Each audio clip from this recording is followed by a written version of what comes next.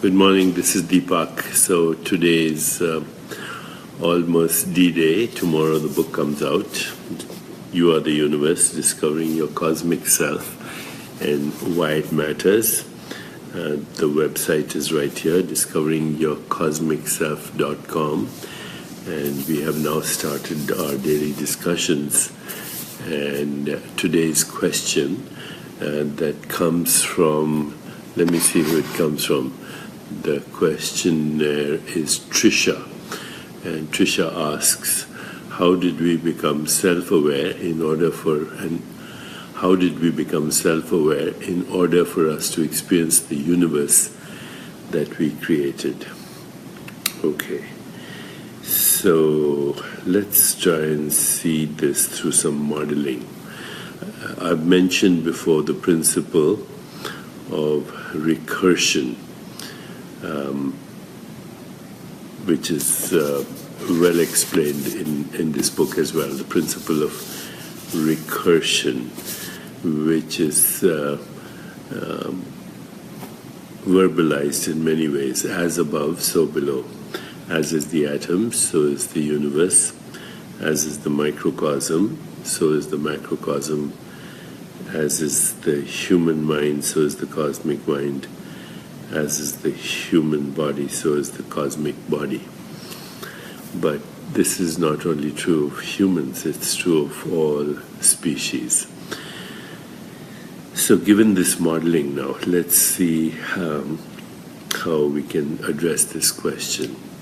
How did we become self-aware in order for us to experience the universe that we created? At some level, everything is self-aware, because at some level everything is awareness. Everything is awareness. This is awareness. Calling it a coffee cup with coffee in it is giving a label to awareness. Okay, this is awareness. Calling it a book is giving a human construct to awareness. This body is awareness. Calling it Deepak is a human construct to describe awareness.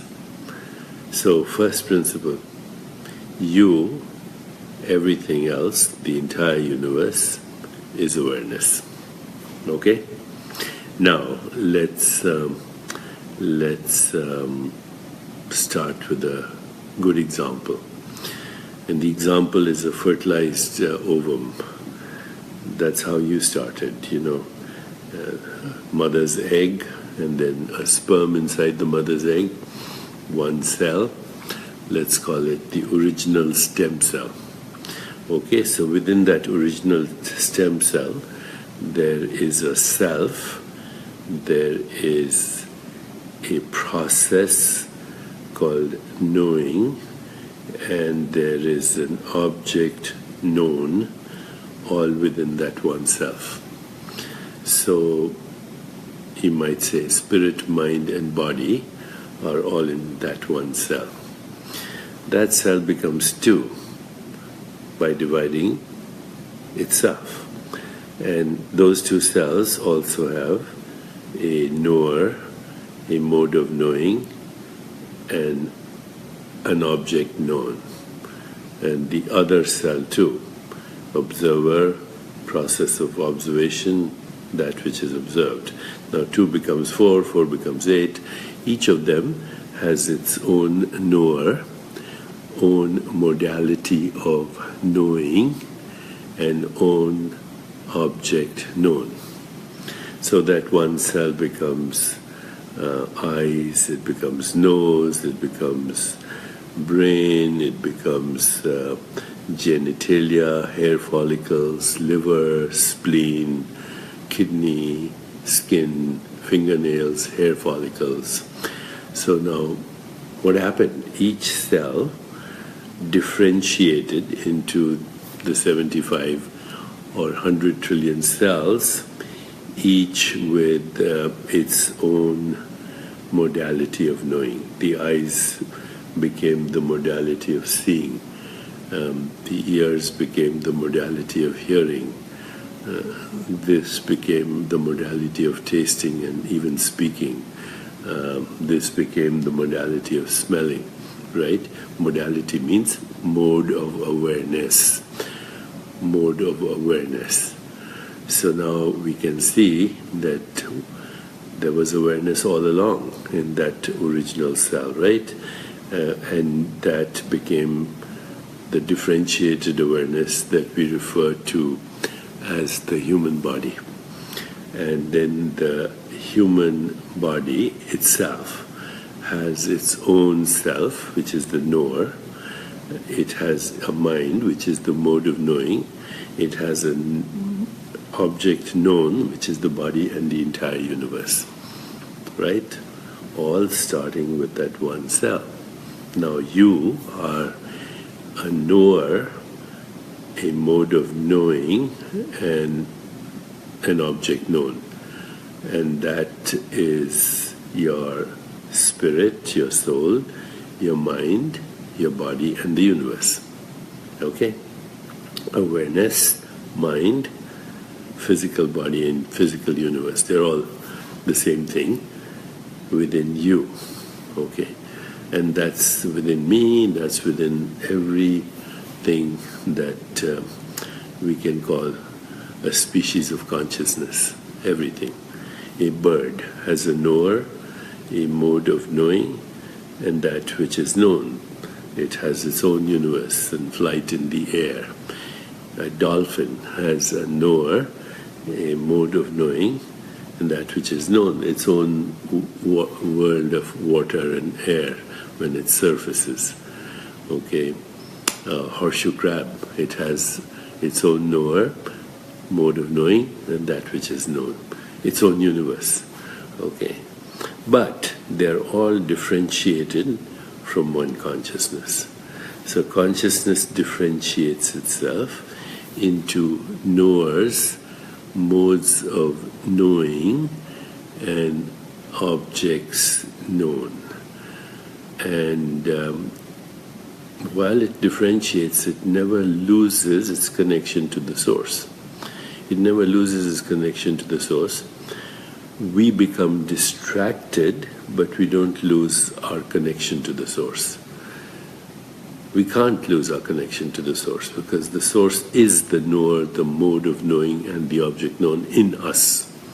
So we cannot lose our connection to the source, but we can get distracted. And how do we get distracted? When the seer is overwhelmed by the scenery, where the scenery overwhelms the seer. Okay? So this is also known as darsha, darshan, darshak. Okay? Darshan is that which is seen. Darshak is that which sees. Okay? So darsha, darshan, darshak. This is all restating the same thing in many ways. Many ways. Daksha Vallabh says Namaste from South Africa. Namaste. Okay, have we got this? Have we understood this? That each of us is a knower, a mode of knowing, and a known, and we are experiencing the universe that we created. Well, what do we mean by we? We. Who is we? Everything is we. Everything is we. Every object is a mode of awareness. Okay, this is a mode of awareness. This is a mode of awareness. It is awareness.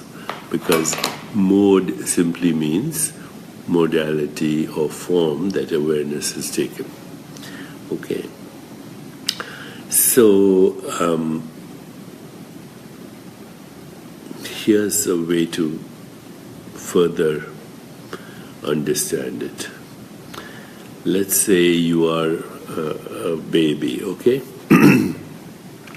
And you are experiencing yourself, and within yourself you're experiencing colors, sounds, sensations, taste, smells, all experiencing within yourself.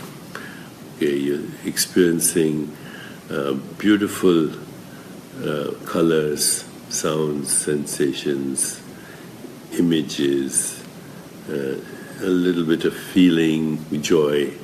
That's the only feeling baby has, unless it's wet or hungry. Then, of course, the joy is overshadowed by the experience for the moment. But a baby is experiencing all that, all within itself. And then through a process of indoctrination, we give the baby a name. We say, this is your name, Deepak. This is your identity, Indian. This is your gender. This is your family. And you are this body, and everything else is the world. So now what you have done is, you have actually divided yourself into an individual and the rest of the world, when in fact there was only the wholeness of experience in your own being. But slowly then that ego is nurtured, so we become separate. And so how did we become self-aware in order for us to experience the universe we created? As human beings, we went back to wanting to know, to understand ourself. It's a process of consciousness hiding itself as a species of consciousness, and then the species of consciousness as a human wanting to know itself as the source. Okay? That's all. That's all. We want to remember that which was dismembered. It's a forgetting and a remembering. That's it. Now, as we go back to the source, we also realize that its nature is joy. Its nature is awareness, knowingness. Its nature is being. And its nature is love. Love as, you might say, unity consciousness. Unity consciousness. So, I think that answers your question. A forgetting and a remembering. And all this play of consciousness as infinite, almost infinite, knowers, modes of knowing, objects known, infinite seers, modes of seeing, and infinite appearances of scenery, each knower experiencing its own scenery, each seer experiencing its own scenery. But at the bottom, one seer experiencing the whole universe, right? And we are that. I am that, you are that. And that is the meaning of Aham Brahmasmi. Aham Brahmasmi. I am the universe, or you are the universe, which is of course the title of the book, Discovering Your Cosmic Self. And you can join the conversation right here and ask more questions so we can engage with each other and go from there. Okay, I'll keep answering your questions, and I will keep also asking you questions. And we have now two moderators already, Aurora Carlson and Lindsay Briner, who will be moderating along with some of the people in my office. So we can engage in this conversation. It's not enough to be intellectual. It's more important to go back and have the experience, because knowledge, of course, is structured in consciousness, but knowledge without experience is not really helpful. But experience and knowledge coming together is amazing, isn't it? Okay, so before I end, in Maharishi, my teacher's language parlance, this was the trinity of Rishi, Devata, Chandas. Rishi is the seer, Devata is the modality of seeing, and Chandas is the scenery. Think about it, it's everywhere, right? In Judaism, Ein Sof, in Vedanta, Brahman, in Christianity, at least the version that comes to us from people like Teilhard de Chardin, is the theos, theosoph, theosphere. In Buddhism, it's the dharmakaya. Okay, it's also, if you want to call it, heaven, the source. Okay, let's continue this conversation tomorrow. Now, meanwhile, please come to discoveringyourcosmicself.com and engage in the conversation. And the book is out tomorrow on December 27th. It's out, and we will continue this conversation. The ultimate goal is to wake up to our being, wake up in the self-awareness, which is unity consciousness, which is the true meaning of you are the universe. Okay, so Bella Ha says, I bought it today. Thank you, Bella. Sonia Helene is sharing the video with others to let them know they appreciate it. And all of you are wonderful people. I'm so happy to engage with you. And we will continue. Tomorrow, February 7, yes. Tomorrow, February 7, Anna Papas asks, and the book will come out. Trudy Pearson says, love and hugs to Trudy and all of you. All of you.